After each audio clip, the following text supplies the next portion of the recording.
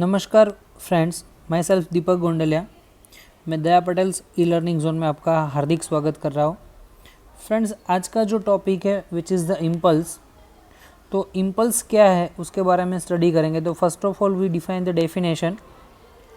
तो सिंपल सी चीज़ है, when a large force is applied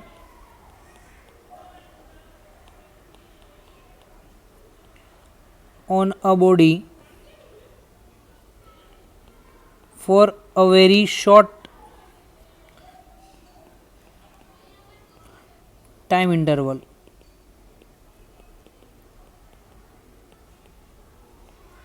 then the product of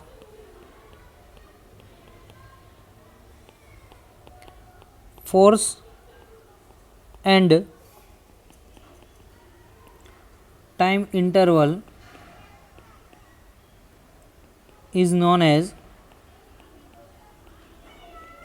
impulse। चलो, सिंपल सी डेफिनेशन है कि व्हेन द लार्ज फोर्स, मतलब कि बहुत ही बड़ा force is applied on the body पे अप्लाइड कर रहा है for a very short time period, मतलब कि टाइम पीरियड बहुत ही छोटा सा है, then the product of the force and time interval is known as the impulse. मतलब कि फोर्स और टाइम का जो भी प्रोडक्ट मिल रहा है उसको हम इम्पल्स से रिप्रेजेंट करेंगे। तो इसके लिए मैं एक एग्जांपल आपको एक्सप्लेन कर रहा हूँ कि सपोज आप क्रिकेट देखते ही होगे। तो क्रिकेट मैच के अंदर जो भी बैट्समैन होता है वो बॉल को स्ट्राइक कर रहा है, मतलब कि बॉल को जब खेल रहा है, तो जब बॉल और बैट बहुत ही माइनर टाइम के लिए एक दूसरे के कांटेक्ट में आएंगे, मतलब कि टाइम बहुत ही छोटा है, बट जो फोर्स लग रहा है बहुत ही ज़्यादा है, तो in that case we can represent this world phenomena as a impulse, मतलब कि उसको हम इम्पल्स से रिप्रेजेंट कर सकते हैं। ठीक है, चलो, तो इम्पल्स को रिप्रेजेंट करने के लिए हमारे पास इक्वेशन है D I. Impulse is the vector quantity, so di is equal to f vector force vector into time, that is dt। और उसको आप पता है इसको क्या बोलेंगे, तो that should be represent as dp, यानी कि impulse is called change in momentum। impulse को आप change in momentum भी बोल सकते हैं। ओके, क्या रीज़न है, तो आपके पास फॉर्मूला जो है वो लिख दो। तो देखो हमारे पास फॉर्मूला क्या है, तो एफ वेक्टर का फॉर्मूला हमारे पास गिवन है D P by D T. Previous lecture के अंदर मैंने एक्सप्लेन किया था F is equal to D P by D T. ठीक है, तो इम्पल्स का यूनिट लिखना है, तो यूनिट क्या होगा, तो unit is equal to change in momentum. Change in momentum के लिए newton into second, newton into second, और सेकेंड है kilogram metre per second, kilogram metre per second. Dimension formula भी साथ में लिख ही देते हैं, तो dimension formula is equal to m1l1t minus one, m1l1t minus one, that is the dimension formula. चलो, यहाँ पे हमारे पास टू डिफरेंट केस हैं। फर्स्ट केस के अंदर ऐसे डिफाइन किया है, if the force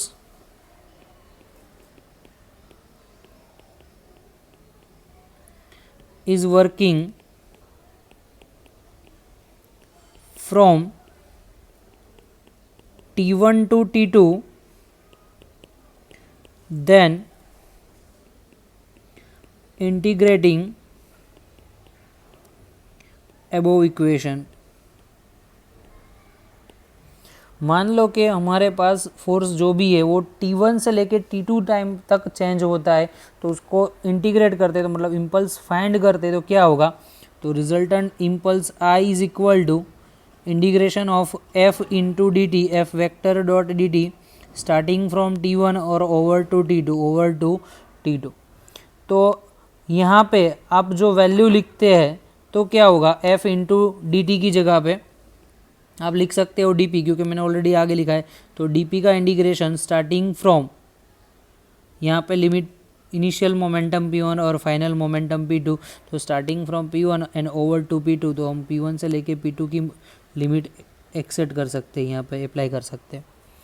तो डी पी का इंटीग्रेशन होगा P upper limit P2 lower limit p1 vector के फॉर्म में, तो कंपलसरी वेक्टर के फॉर्म में रिप्रेजेंट करना ज़रूरी है। तो लिखेंगे p2 vector minus p1 vector, p2 vector minus p1 vector, that is your change in momentum, it is also called the impulse. ये फर्स्ट कंडीशन है। तो मैं यहाँ पे भी लिख सकता हूँ कि impulse is equal to change in momentum, impulse is equal to change in momentum. Case first finish. चलो सेकेंड केस के बारे में पढ़ते हैं।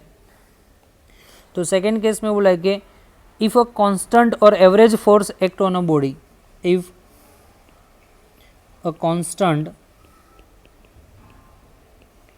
और एवरेज फोर्स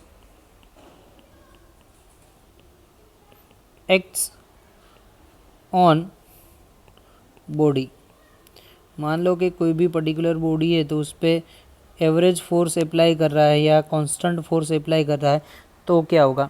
तो हमारे पास जो भी फोर्स की वैल्यू है कांस्टेंट है and time changing from t1 to t2, तो इक्वेशन लिखो आई वेक्टर यानी कि impulse vector is equal to integration of F average force into dt where time limit starting from t1 and over to t2। Clear. तो देखो यहाँ पे f constant है और dt के साथ मल्टीप्लाई में है, तो यहाँ पे भी हम क्या रिप्रेजेंट कर सकते हैं, तो सिंपल इसको dp से रिप्रेजेंट करते हैं, यानी कि चेंज इन मोमेंटम से भी रिप्रेजेंट कर सकते हैं। और दूसरी चीज़ f कांस्टेंट है तो बाहर निकालो, तो f average constant integration of dt starting from t1 और over to t2, starting from t1 और ओवर टू t2। तो टाइम का जो भी डिफरेंस है आप लिख सकते हैं, तो I vector is equal to F average into dt का इंटीग्रेशन मिलेगा t, अपर लिमिट t2 और लोअर लिमिट है t1, तो आप लिखेंगे I vector is equal to F average t2 minus t1 and which should be represent as delta D, उसको आप delta D से रिप्रेजेंट करो। So I vector is equal to F average into delta T, F average into delta T. Clear. तो इसको भी क्या बोलेंगे momentum, इसको भी क्या बोलेंगे मोमेंटम। तो so I vector is equal to delta P vector, I vector is equal to delta P vector. तो मतलब कि impulse is equal to change in momentum ही होता है, impulse is equal to change in momentum. Next,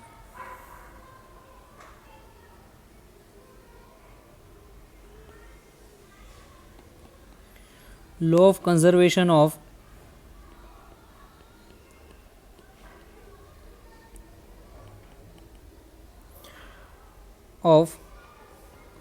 linear momentum।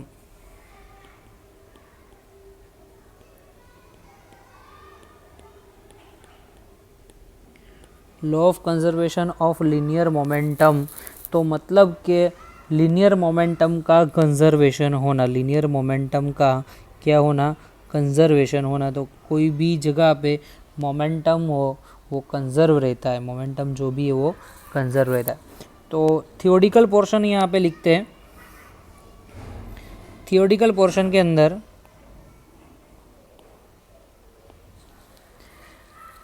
If net external force on the system is 0, if net external force on a system is 0, then the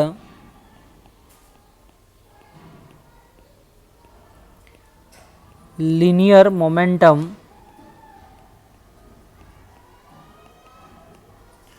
of the system remain constant।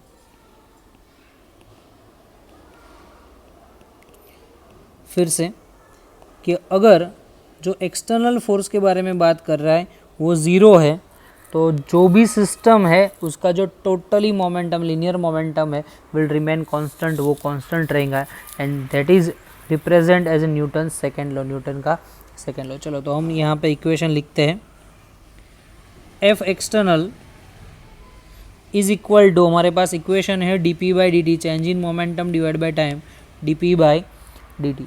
Suppose मान लो कि if F external is zero, if F external is zero, मान लो कि उसको मैं zero ले रहा हूँ, तो मतलब क्या होगा कि एफ एक्सटर्नल ज़ीरो है तो D P by D T भी ज़ीरो होगा, तो D P vector by D T it should be zero. तो मोमेंटम का डिफरेंशिएट ज़ीरो होता है या डेरिवेशन ज़ीरो होता है, मतलब कि कोई भी वैल्यू का डिफरेंशिएशन ज़ीरो होना तभी पॉसिबल होगा कि वो चीज़ कांस्टेंट है। तो आप लिखेंगे here differentiation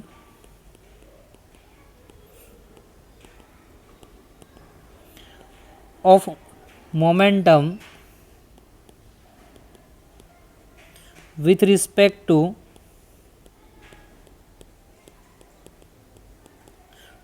time is zero means momentum will be constant, momentum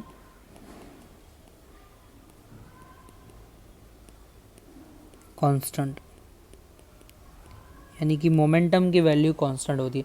so I can represent that p is equal to constant, p की वैल्यू जो भी होती है वो कांस्टेंट मिलेगी, यानी कि आपका मोमेंटम कांस्टेंट है। ओके तो मोमेंटम कांस्टेंट होना, मोमेंटम जो भी है उसका कांस्टेंट होना, तो मैं यहाँ पे बता सकता हूँ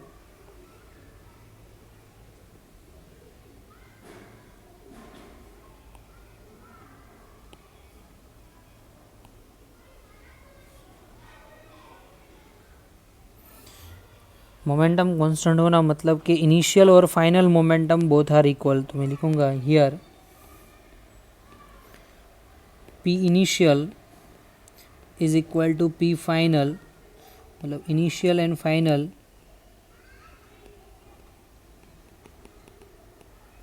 मोमेंटम आर इक्वल, मोमेंटम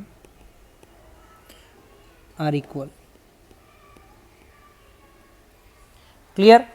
तो इनिशियल और फाइनल मोमेंटम कांस्टेंट है तो हमारे पास पूरी सिस्टम है, सिस्टम के अंदर m1 m2 m3 बहुत सारे ऑब्जेक्ट है, हर एक का मोमेंटम लिखते हैं। तो here momentum of each particle in a system is p1,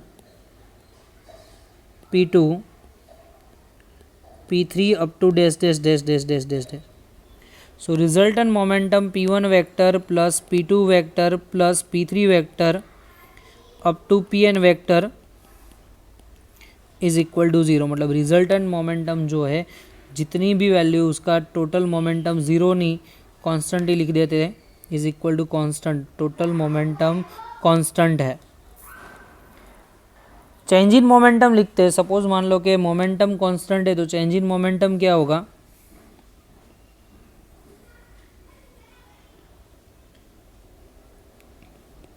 change in momentum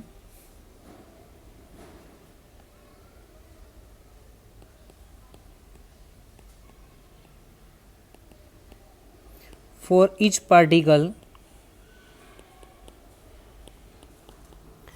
that is delta p1 plus p2 plus up to pn, और हर एक में कांस्टेंट वैल्यू और कांस्टेंट का चेंज ज़ीरो मिलता है, कभी भी कोई वैल्यू कांस्टेंट है तो कांस्टेंट का चेंज मिलेगा zero. So I can represent that delta p1 vector plus delta p2 vector plus up to delta P N vector should be zero, मतलब कि फर्स्ट पार्टिकल का मोमेंटम का चेंज, सेकेंड पार्टिकल का momentum का change, वैसे जितने भी particle है उसका मोमेंटम का चेंज ज़ीरो ही मिलेगा। क्लियर? देखो एक एग्जांपल और लेते हैं, हमारे पास टू पार्टिकल की सिस्टम है, if system with two particles then p1 plus p2 is equal to constant, मतलब कि दो पार्टिकल है दोनों पार्टिकल का मोमेंटम का एडिशन करते हो तो कांस्टेंट मिलेगा। देखो इस मोमेंटम का आप चेंज लिखते हो तो delta P1 plus P2 is equal to 0, अंदर डेल्टा इम्प्लीमेंट कर दो, so delta P1 vector plus delta P2 vector is equal to 0। That means I can say that delta P1 vector is equal to minus delta P2 vector, delta P1 vector is equal to minus delta P2 vector, यानी कि change of momentum of first particle is equal to change of momentum of the second particle. दोनों का change of momentum जो है वो equal मिलेगा but opposite direction में मिलता है। क्लियर, समझ रहे हो? ओके, आगे देखते हैं important point about Newton second law.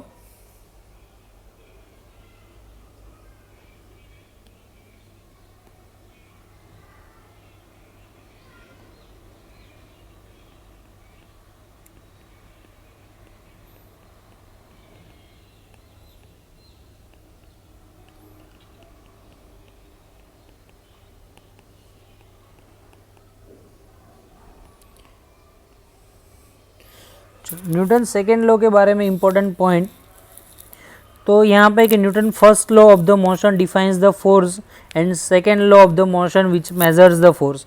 याद रखना कि फर्स्ट लॉ फोर्स को डिफाइन करा यानी कि give the definition of the force, and second law जो है gives the magnitude of the force यानी कि फोर्स को मेजर कर रहा है। It gives the unit dimension and the magnitude, unit भी डिफाइन कर रहा है, डायमेंशन भी डिफाइन कर रहा है और magnitude of the force represent कर रहा है। तो ऑलरेडी मैंने लिखा ही है कि 1 newton is equal to 1 kilogram metre per second, 1 dyne is equal to 1 gram centimetre per second square. Already मैंने आगे एक्सप्लेन किया ही है, डायमेंशन फॉर्मूला भी मैंने एक्सप्लेन किया है। डायमेंशन फॉर्मूला क्या था? सो m1 L1 t minus 2, m1 L1 t minus 2। Okay, अभी एक्सेलरेशन के बारे में पढ़ना है। एक्सेलरेशन के बारे में पढ़ते हैं तो acceleration is equal to dv by dt, acceleration is equal to dv by dt। Suppose v is equal to constant, v की जो वैल्यू होती है वो कॉन्स्टेंट लेते हैं। Then after a is equal to 0, अगर वेलोसिटी कॉन्स्टेंट है that means change in velocity by time, that means change in velocity by time that should be 0, so I can represent that f is equal to ma and ma is equal to 0, मतलब कि acceleration की value 0 है तो आपका force 0 है। तो मतलब कहना ये चाहता हूँ कि यहाँ पे एक्सटर्नल फोर्स 0 है, मतलब कि कोई एक्सटर्नल फोर्स है ही नहीं। द पार्टिकल मूव्स यूनिफॉर्मली, मतलब पार्टिकल जो भी है यूनिफॉर्म वेलोसिटी से मूव करेगा। याद रखना है कि if external force is 0, then object is moving with the uniform speed, object is moving with uniform speed। तो लिखेंगे यहाँ पे if external force is 0, then object is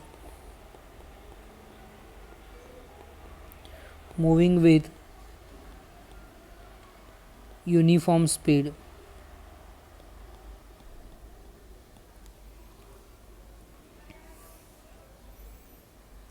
and uniform speed is also called the rest motion. Uniform speed भी है तो उसको rest motion से भी रिप्रेजेंट कर सकते हैं।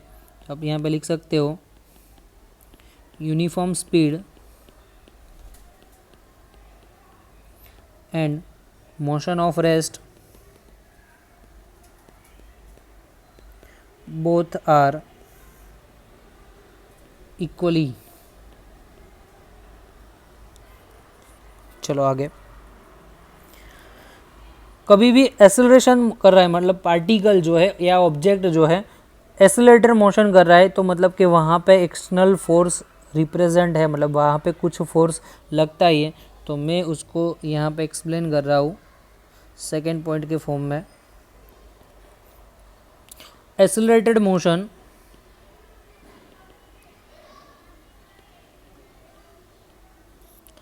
Is always due to external force. Accelerated motion है वो ऑलवेज कैसे मिलेगी, तो due to the external force. External force लग रहा है तो मतलब कि एक्सेलरेशन होगा। अगर एक्सटर्नल फोर्स जीरो है तो एक्सेलरेशन भी जीरो। चलो नेक्स्ट पॉइंट के बारे में एक्सप्लेन कर रहा है। Law of conservation of momentum, law of conservation of momentum LCM, law of conservation of linear momentum से भी लिख सकते हैं, is applicable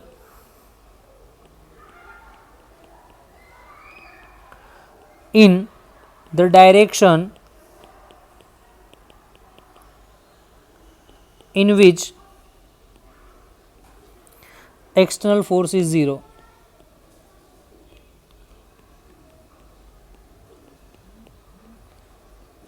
law of conservation of momentum, इधर law of conservation of linear momentum is applicable in the direction, वही direction पे applicable होगी वहाँ पे एक्सटर्नल फोर्स इज जीरो, मतलब कि जहाँ पे एक्सटर्नल फोर्स जीरो है। सपोज मान लो कि मैं लिखता हूँ Fx is equal to zero, यानी कि x डायरेक्शन का एक्सटर्नल फोर्स जीरो है।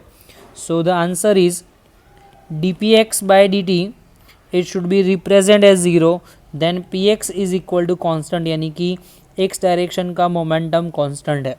देखो मैंने एक केस लिया, वहाँ पे सिर्फ फोर्स का x कंपोनेंट ही ज़ीरो लिया, सिर्फ फोर्स का x कंपोनेंट ही ज़ीरो लिया है।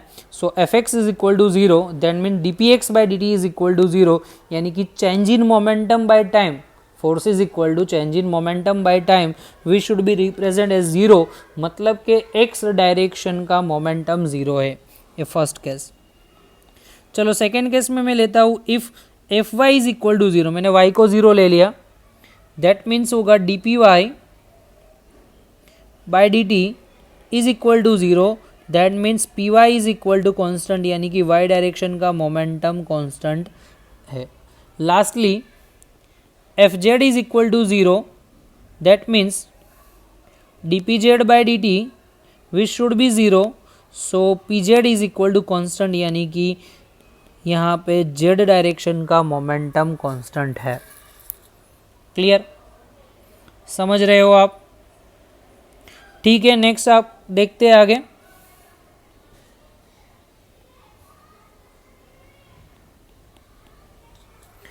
तो आगे एक slope of momentum and line time, sorry line नहीं टाइम, स्लोप ऑफ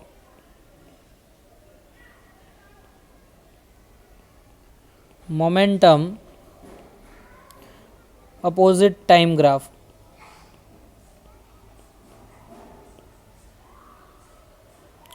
सपोज यहाँ पे आपको स्लोप रिप्रेजेंट करना है, किसका स्लोप रिप्रेजेंट करना है? Momentum opposite time graph, momentum opposite time graph. तो क्या होगा?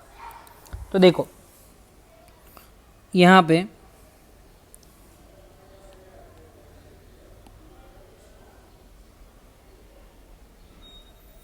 स्लोप ड्रॉ कर रहे हैं,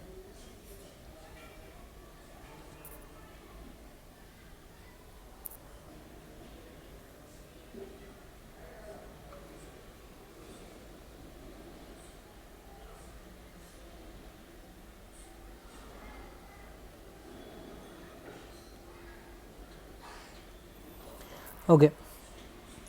P for momentum, T for time, और थोड़ी सी कर्वेचर लाइन यहाँ पे, थोड़ी सी कर्वेचर लाइन यहाँ पे। तो मतलब यहाँ पे स्लोप आप ड्रॉ करो, तो स्लोप ड्रॉ करते हो तो कुछ ऐसा एक लाइन यहाँ पे निकलेगी, निकल रही है ऐसे line, which makes theta angle with the time axis, time axis के साथ थीटा एंगल क्रिएट कर रही है। तो आपको यहाँ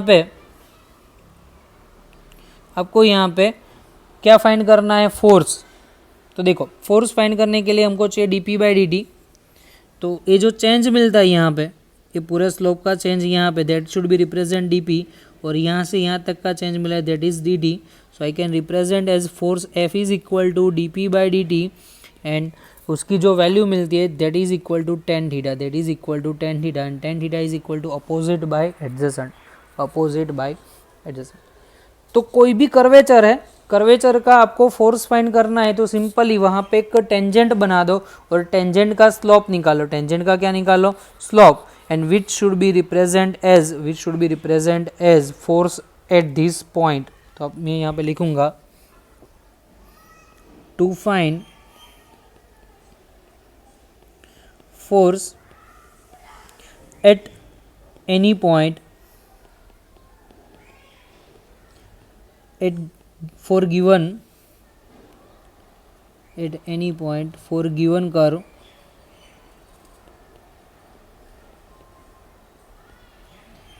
find slope of tangent at that point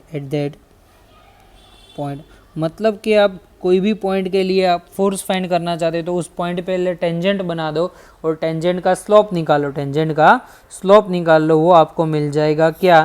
तो वो आपको मिलेगा परफेक्टली, क्या मिलेगा? फोर्स। ठीक है, चलो next.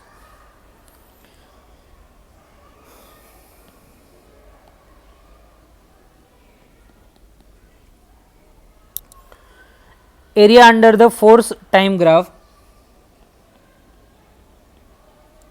Area under force time graph मतलब कि फोर्स अपोजिट टाइम ग्राफ बना दो और उसका एरिया फाइंड करना है। तो वो एरिया क्या रिप्रेजेंट कर रहा है वो आपको यहाँ पे लिखना है। तो सपोज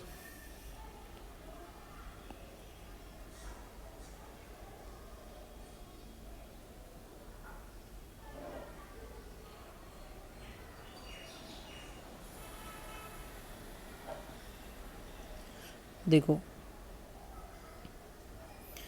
एक साइड पे फोर्स एक्सिस है, एक्सिस पे फोर्स है, दूसरी एक्सिस पे टाइम है।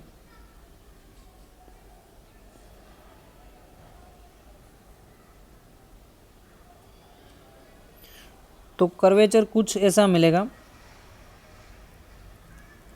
ऐसे फॉर्म में है। ओके, इस पार्ट को मैं थोड़ा सा फिल कर देता हूँ। तो यहाँ पे कुछ एरिया होगा, ये पोर्शन, और यहाँ पे कुछ पोर्शन में होगा।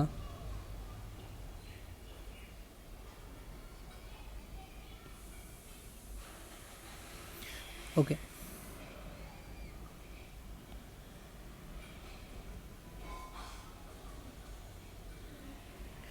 तो देखो एक एफ अपोजिट टी एरिया मिल गया, उसके लिए आपको एरिया फाइंड करना है। तो एरिया फाइंड करने के लिए आपको सिंपल दोनों का मल्टीप्लाई, फोर्स इनटू टाइम का मल्टीप्लाई करते हो। सो इंटीग्रेशन ऑफ एफ, क्योंकि एरिया फाइंड करने के लिए आपको छोटे छोटे एलिमेंट लेने पड़ेगा और छोटे छोटे एलिमेंट ऐसे मिलेगा यहाँ पे फोर्स और टाइम। तो फोर्स इनटू टाइम, बहुत सारी स्ट्राइप ले लो और एक का एडिशन करो। यहाँ पे दूसरी एक स्ट्राइप ले लो और यहाँ पे भी एडिशन करो। तो f इंटू डी टी का इंटीग्रेशन, और f इंटू डी टी का integration that is called the impulse. इसको रिप्रेजेंट करेंगे इम्पल्स, यानी कि area of f opposite t is called the impulse, मतलब उसको इम्पल्स से आप रिप्रेजेंट करेंगे।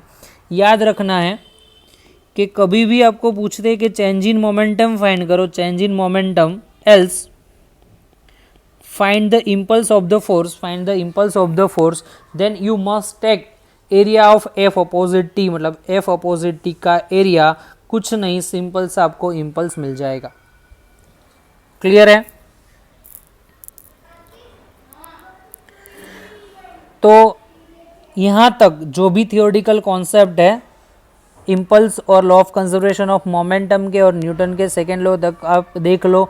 नेक्स्ट लेक्चर के अंदर एग्जाम्पल के साथ में दूसरे टॉपिक के बारे में बात करेंगे। Thanks for watching this video. अगर आप यहाँ तक वीडियो पे पहुँच गए और आपको अच्छा लगता है then share with your friends and please subscribe this channel. Have a nice day.